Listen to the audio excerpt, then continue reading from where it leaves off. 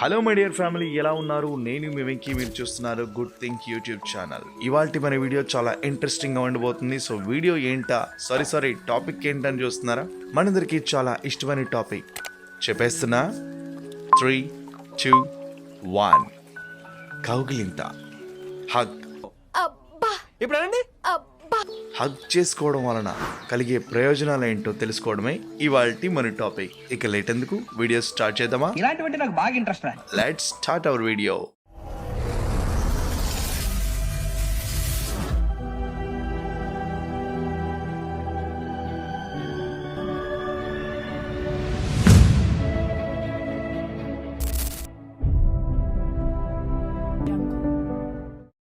ఈ మధ్య చాలా మంది చాలా ఒత్తిడికి లోనవుతూ ఉంటారు, అంతే కదండోయ్.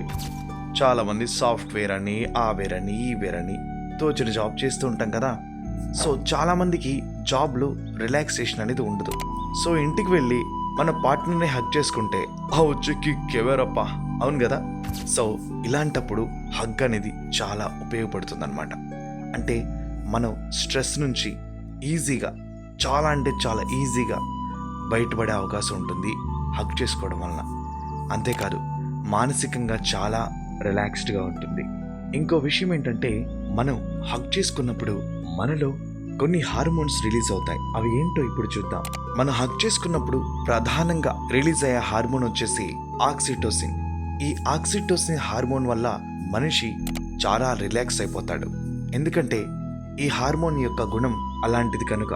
అసలు ఈ హార్మోన్ ఏం చేస్తుందో ఇప్పుడు తెలుసుకుందాం. మనిషి ఎంత స్ట్రెస్ లో ఉన్నా ఈ ఆక్సిటోసిన్ అనే హార్మోన్ ఒత్తిడిని తగ్గిస్తుంది. దీనివల్ల మానసికంగా చాలా ఫ్రీ అయిపోతారు. అన్నట్టు చెప్పడం మర్చిపోయానండి, ఈ ఆక్సిటోసిన్ ని కడిల్ హార్మోన్ అంటారు.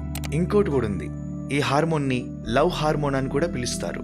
ఈ హార్మోను స్ట్రెస్ ని తగ్గించడమే కాకుండా బంధం విలువ పెంచుతుంది. ఈ హార్మోన్ విడుదలైనప్పుడు మనలో నమ్మకం, విశ్వాసం, ఆత్మస్థైర్యం పెరుగుతాయని శాస్త్రవేత్తలు చెప్తున్నారు.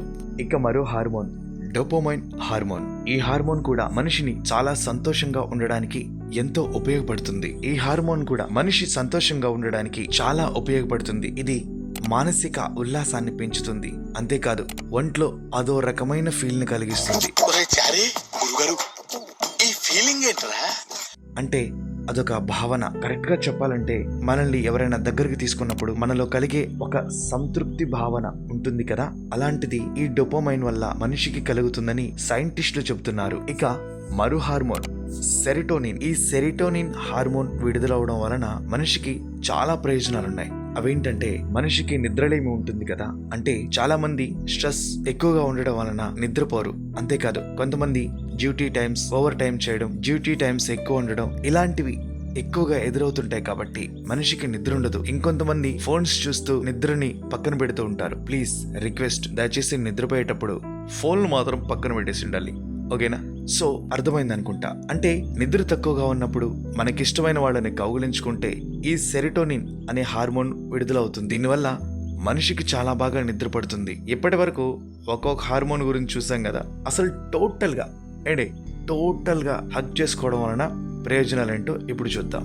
మనకిష్టమైన వ్యక్తులను వీలైనన్ని సార్లు హగ్ చేసుకోవడం వలన మనకు గుండె జబ్బులు కూడా వచ్చే అవకాశం చాలా తక్కువగా ఉందని శాస్త్రవేత్తలు చెప్తున్నారు అన్నమాట. అంతేకాదు, ఊపిరితిత్తులు మరియు కండరాలు వాపు ఇలాంటి జబ్బులను కూడా హగ్ చేసుకోవడం వలన మనం తగ్గించేసుకోవచ్చు. అంటే వేరే హాస్పిటల్కి కూడా మనం వెళ్ళనవసరం లేకుండానే తగ్గించుకోవచ్చు అని నేను చెప్తున్న మాట కదండి, సైంటిస్టులు చెప్తున్నమాట. ఇంకో విషయం, మనం ప్రతిరోజు 3 నుంచి 4 సార్లు మనకిష్టమైన వ్యక్తులని హగ్ చేసుకుంటే మనకు బీపీ కూడా రాదంటండి. బీపీ కూడా రాదంట. మీకు చిన్న విషయం చెప్పాలి. అందుకే మన తాతయ్య, నానమ్మలకి చాలా మందికి బీపీలు, షుగర్లు రావు. ఎందుకంటే వాళ్ళు అప్పట్లో చాలా దగ్గరగా ఉన్నారు, అలాగే బంధానికి విలువిచ్చేవాళ్ళు.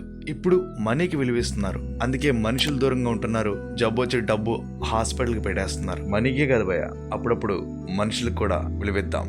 అలా ఇవ్వడం వల్ల మనకు చాలా ప్రయోజనాలు ఉన్నాయి. అండ్ మీకు విషయం చెప్పాలా, హగ్ చేసుకోవడం వల్ల ఇన్ని ప్రయోజనాలు ఉన్నాయి కదా.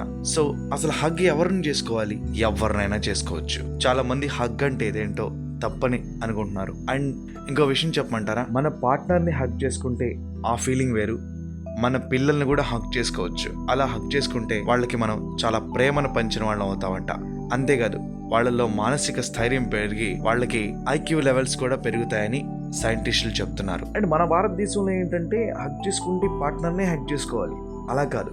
విదేశాలకు వెళ్ళి చూడండి, బ్రదర్స్ అండ్ సిస్టర్స్ హక్ చేసుకోవచ్చు, father and son, father and daughter, mother and son, ఇలా అందరూ హక్ చేసుకుంటారు.